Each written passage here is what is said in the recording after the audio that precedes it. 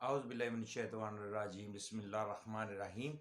अस्सलामुअलैकुम दोस्तों, Wasim Rajput law lawyers online में हाजिर खिदमत है। आज का जो टॉपिक है वह है कि विरासत से महरूम करना, किसी एक या एक से ज़्यादा वारसान को विरासत से महरूम करना, हिबा की तरीका से, तमलीक के तरीका से, किसी और तरीका से, जिससे बाकी जो वारसान है शरई तौर पर उनको उनकी विरासत से महरूम कर देना।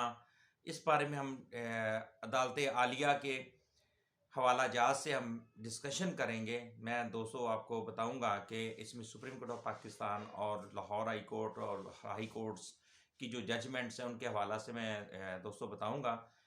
तो लेक्चर को शुरू करने से पहले रिक्वेस्ट करूंगा कि चैनल को सब्सक्राइब कर लें और बेल आइकन को क्लिक कर लें। जैसे ही इधर से वीडियो अपलोड होगी आप इस कानूनी रहनुमाई से मुस्तफीद हो सकेंगे। दोस्तों, वेरी इंपॉर्टेंट टॉपिक है जो हमारे माशरे में बेतहाशा प्रॉपर्टी से महरूम किया जा रहा है, मुख्तलिफ तरीक़ाकार से, मुख्तलिफ तरीके से, मुख्तलिफ बहानों से, मुख्तलिफ कानूनी पॉइंट से, तो दोस्तों गैर कानूनी पॉइंट से। तो दोस्तों इस लेक्चर को लाजमी आगे शेयर कीजिएगा ताकि मज़ीद दोस्त इस प्रॉब्लम्स में, क्योंकि दोस्तों के सवालात विरासत पर बेतहाशा आए थे, तो मैंने सोचा अब इसको एक लेक्चर में सारा कन्वर्ट करूं ताकि दोस्तों को सेटिस्फेक्शन हो जाए और दोस्तों को क्लियरेंस हो जाए, और जिनको कानून किससे रहनुमाई नहीं है ताकि उनको भी पता चल जाए। दोस्तों, विरासत से महरूम करना ख़वातीन को या बेटों को या एक बेटे को या वारसान में सभी आ जाते हैं। अगर कोई शख्स अपनी बेटियों को विरासत से, जायदाद से, ज़मीन से, अपनी जो उनकी विरासत बनती है कि महरूम करता है, हर ख़ानदानी फैसला, उसका जो हर ख़ानदानी जो फैसला होगा वो कालादम होगा, गैर कानूनी होगा। किसी सूरत में औरत को जायदाद से, औरत को, बेटी को, बहन को जायदाद से महरूम नहीं किया जा सकता। 2021 SCMR 179 ये सुप्रीम कोर्ट ऑफ पाकिस्तान की जजमेंट है। एक और दोस्तों, यही इसी जजमेंट में ही ख़वातीन, बेवा, यतीम और बच्चों के को विरासत के हक से जिम्मेदारी, विरासत के जो हक की जो जिम्मेदारी है वो आइन की है, कॉन्स्टिट्यूशन की है। किसी खतून या यतीम को विरासत से महरूम करना जुर्म है। 2021 SCMR 179 supreme court of Pakistan की जजमेंट है। आगे चलते हैं दोस्तों के, क्योंकि ये मुख्तलिफ दोस्तों के सवाल आते रहते हैं तो मैंने उनको एक ही लेक्चर में इस सारी जजमेंट को अब कन्वर्ट करना है। अलग अलग लेक्चर दूंगा तो वो एक पंडोड़ा बख्श स्कूल जगह एक में ही मैं बता देता हूँ। इसमें ला के जो फ्रेश जो प्रैक्टिस में इन हुए हैं उनके लिए भी फ़ायदामंद है, और जो भाई ये जो प्रैक्टिस इस तरह उनके पास केस है उनमें भी ये जजमेंट्स वगैरह उनके लिए कोऑपरेट करेंगी, हेल्प करेंगी। वालदा की जानब से एक जजमेंट थी सुप्रीम कोर्ट पाकिस्तान की, वालदा की जानब से बेटों के नाम की गई प्रॉपर्टी को मनसूख करके बेटियों को इनका शरई हिस्सा दिलवाया गया और करार दिया गया कि बेटियों को इनके शरई हक से महरूम कर नहीं किया जा सकता। सुप्रीम कोर्ट पाकिस्तान ने वो जो पिटीशन थी उसको खारिज कर दिया और बेटियों को उनका हिस्सा दिलवाया। 2020 SCMR 2080 ये सुप्रीम कोर्ट की जजमेंट है। इसमें कि बेटों वालदा का जो वालदा ने बेटों के नाम प्रॉपर्टी कर दी थी, यानी कि वो बेटों ने धोखे से, फ्रॉड से वालदा से वो इस तरह की प्रॉपर्टी अपने नाम करवा ली वालदा से।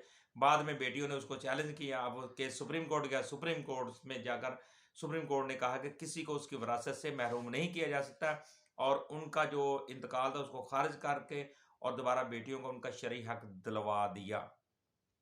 एक और जजमेंट है दोस्तों, खतून को हक विरासत, यानी कि खतून को हक विरासत से महरूम करने वाला शख्स खुद साबित करेगा।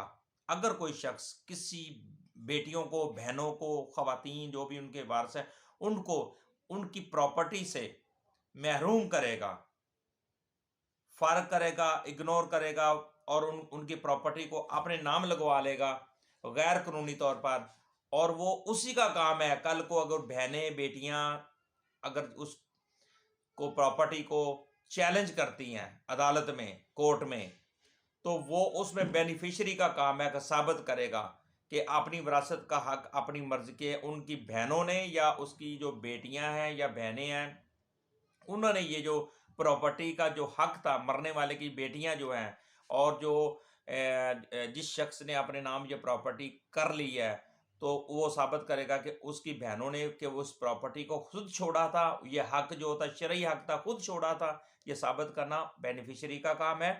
मजीद ये कहा कि हक विरासत से मतलब फ्रॉड को चैलेंज करने, और खतून कभी भी इस फ्रॉड को चैलेंज कर सकती है। इस तरह का जो अगर इशू होगा उसको किसी वक्त भी वो इस को वो चैलेंज कर सकती है। अगर बहन अपनी ज़िंदगी में हिस्सा नहीं मांगती और बहन की वफात के बाद इसके बच्चे अगर जायदाद में हिस्सा मांगे, तो इनको जायदाद में हिस्सा दिया जाए क्योंकि वो वारिस हैं उसके। 2020 SCMR 304 पेज है, सुप्रीम कोर्ट की जजमेंट है। अब दोस्तों मजीद आगे चलते हैं। जिस वक्त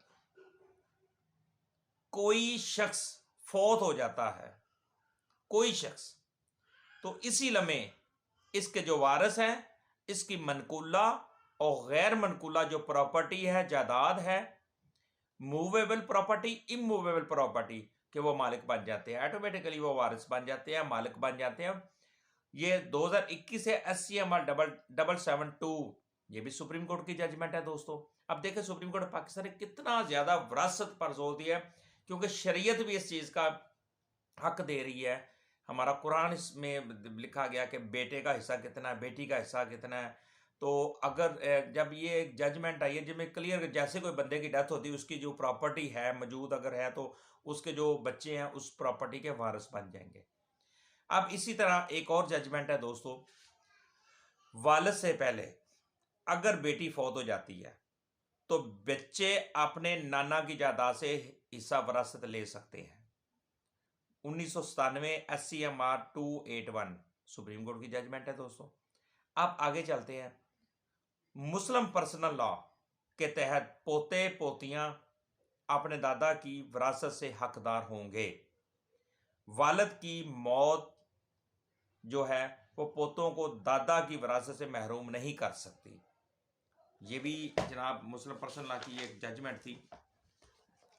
आगे एक चीज़ आ जाती है, किसी ने ये इसी के अंदर ही मैं बताना चाहता हूँ कि एक बताया गया कि आया कि जनाब 1970 की विरासत है, हमें अब पता चला, हम अभी जवान हुए हैं, तो आया कि हम उसको चैलेंज कर सकते हैं या नहीं। दोस्तों इसमें एक सुप्रीम कोर्ट की एक जजमेंट है, limitation does not apply in inheritance matter, यानी कि विरासत के मामलात में जो कानून म्याद है, केस को चैलेंज करने का जो हक है उसकी कोई म्याद नहीं है। आप 30 साल, ये भी सुप्रीम कोर्ट की जजमेंट 2021 MLD 1146 कि आप 70 साल की भी हो गए विरासत को, तो आप उसको चैलेंज कर सकते हैं। और एक और चीज, विरासत के अंदर रेस जुडिकाटा अप्लाई नहीं करता दोस्तों, ये भी चीज बता दो। अगर एक वारिस ने एक कोर्ट में केस किया तो दूसरा वारिस दूसरे कोर्ट में करता है, तो ये नहीं होगा कि सेम के चला, इसमें रेस जुडिकाटा अप्लाई नहीं करता विरासत के अंदर भी। खवातीन को इनके शरई हक से महरूम करना गैर कानूनी है। PLD 2018 Lahore high court 819 page है इसका। अब नेक्स्ट लास्ट में दोस्तों मैं बताऊंगा आपको कि बेटियों को शरई हक से महरूम करना, बेटों के नाम तमलीक करना या हिबा करना, यानी कि प्रॉपर्टी उनके नाम कर देनी, गैर कानूनी फेल है, गैर कानूनी अमल है, गैर कानूनी और कालादम है। 2018 CLCN 57 पेज है इसका। अब 200 इतनी ज़्यादा मैंने इसमें जैसे फायजीसा साहब की जजमेंट भी मैंने बता दी और बहुत ज़्यादा जोर दिया। पिछले दिनों दोस्तों ने कहा कि जनाब अगर औरत अपनी ज़िंदगी में नहीं चैलेंज कर सकती तो वो उसमें हकदार नहीं, उसके बारे से बने नहीं, वो बनेंगे। वो शरई तौर पर शरीयत इसकी इजाज़त देती है कि अगर जो उस प्रॉपर्टी के जो वारिस हैं वो अपनी प्रॉपर्टी चैलेंज कर सकते हैं। वो अपनी प्रॉपर्टी को अगर उन्हें पता चल गया कि उनके वालिद ने अपनी, कोई भी वालिद अपनी ज़िंदगी में किसी एक के नाम प्रॉपर्टी हिबा तमलीक नहीं कर सकता, वो गैर कानूनी और गैर शरई होगा। और ये भी जजमेंट्स हैं दोस्तों, सुप्रीम कोर्ट की हैं, हाई कोर्ट्स की हैं। और मैं बेतहाशा दोस्तों प्रॉब्लम में थे, परेशान थे जनाब। हमारी तो वारस अब अगर हिबानामा जो होगा, अगर कोई बंदा कोई वालिद अपने किसी एक बच्चे को हिबा करता है तो बाकी जो औलाद है उसको चैलेंज कर सकती है। बाप अगर फौत हो जाता है तो उसमें हिबा साबित करना बेनिफिशियरी का काम है, जिसका नाम हिबा किया जाता है। तमलीक किस जिसके नाम की जाती है उसका काम है कि उसको वो साबित करे। तो इसी तरह कानून और शरीयत यही कहती है कि कोई किसी भी जो वारस है प्रॉपर्टी का, जायदाद का जो वारस है, तो उसको विरासत से महरूम नहीं किया जा सकता। अगर कोई शख्स ऐसा फेल करेगा तो वो गैर कानूनी होगा, वो गैर शरई होगा। और मज़ीद बता दूं दोस्तों, इसमें तो थोड़ी सी मैं आगे लेके जाना चाहता हूं बात दोस्तों, क्योंकि इसमें तो अल्लाह अल्लाह पाक खुद कहता है कि प्रॉपर्टी, ज़मीन, आसमान, हर चीज़ का मालिक वो है। इंसान तो दुनिया में सिर्फ अपने जो जिस मकसद के लिए आया है वो अपना मकसद पूरा करके चला जाएगा। उसके मरने के बाद वो प्रॉपर्टी उसके वारिसों के पास जाएगी, उसके बच्चों के पास, बच्चों के बाद फिर उससे उनकी जब डेथ होगी उनके बच्चों के साथ, फिर उनकी होगी उनके, ये एक चेन चल रही है और क़यामत तक ये चेन चलती रहेगी। तो इंसान दुनिया पे अगर किसी एक के नाम प्रॉपर्टी कर लेता है तो बाकियों को करता है। जिस तरीके से कोई कोई बाप अपने बच्चे को प्रॉपर्टी में से आग कर देता है कि मेरा बेटा नाफरमान है, मैंने इसको प्रॉपर्टी से आग कर दिया। दोस्तों वो उसके फेल से आग किया जाता है। वो प्रॉपर्टी से बाप आग नहीं कर सकता। प्रॉपर्टी में वो वारिस है, वो विरासत में हकदार है, उसको विरासत मिलनी। जब बाप फौत हो जाएगा उसकी प्रॉपर्टी जो होगी उसमें से उनको हिस्सा मिलना ही मिलना, जो मर्जी हो जाए। लिहाजा लास्ट में बात यही करूंगा, ये नवंबर 2021 का फैसला जिसमें गिफ्ट का एक केस था, तो जिसमें गिफ्ट किया गया था, ये भी जैसे फाजिसा साहब ने बड़ा खूबसूरत ये 2021 SC नंबर 179, वो इस तरह का जो ख़ानदानी जो फैसले होते हैं जिसमें वो विरासत से किसी एक ख़ानदानी फैसला कर दिया जी, एक वारिस के नाम प्रॉपर्टी हिबा कर दी, तमलीक कर दी और बाकियों को उससे महरूम कर दिया गया। लेकिन ऑनरेबल सुप्रीम कोर्ट ने ये कहा था ऐसे जो फैसला जाते तो ख़ानदानी जो फैसला जाते हैं वो कालादम होंगे और किसी सूरत में औरत को जायदाद से महरूम नहीं किया जा सकता। बहुत खूबसूरत जजमेंट्स हैं। और दोस्तों मुझे अपनी इस लेक्चर को लाजमी आगे शेयर करें। एक तो ला के फ्रेश जो स्टूडेंट जो नए प्रैक्टिस में इन हुए हैं, नए जो दोस्त आए हैं, बहन भाई हैं, ताकि वो इस भी लेक्चर से कानूनी रहनुमाई से मुस्तफीद हो। इसमें सभी मैंने जजमेंट्स के भी हवाला जात भी दिए हैं ताकि दोस्तों तक ये पहुंच सके और इधर से वो हेल्प भी ले सकें। एक आम इंसान जिनको कानूनी रहनुमाई का नहीं पता, बेतहाशा दोस्तों के मुझे सवालात इनबॉक्स में व्हाट्सएप आते रहते हैं, तो ये इकट्ठा एक लेक्चर देने का मकसद ये था ताकि उनको अब उनके अंदर जो थोड़ी सी क्लैरिफिकेशन नहीं था, क्लियर नहीं था, अब ये सुनेंगे तो वो क्लियर हो जाएगा। तो मेरे भाई अगर किसी का कोई केस है, 30 साल हो गया, 40 साल हो गया, 50 साल हो गया, 20 साल हो गया, 10 साल हो गया, विरासत का आपने केस नहीं किया, आप विरासत को चैलेंज कर सकते हैं। अगर आप वारिस हैं तो वारसान प्रॉपर्टी को चैलेंज कर सकते हैं। अगर कोई बंदा फ्रॉड धोखे से कोई अपने वालिद से हिबा करवा लेता है, अगर उसकी उम्र 80 साल से ऊपर है, वो भी चैलेंजेबल है। वो बेतहाशा जजमेंट्स हैं। अगर मैं विरासत पे दोस्तों बात करनी शुरू कर दूं तो तकरीबन ये मेरा ख्याल है कि तकरीबन ये चलता ही जाएगा, 5-10 दिन, एक लेक्चर बहुत लंबा है, ये ख़त्म ही ना हो। बेतहाशा जजमेंट्स आ चुकी हैं सुप्रीम कोर्ट की और हाई कोर्ट की।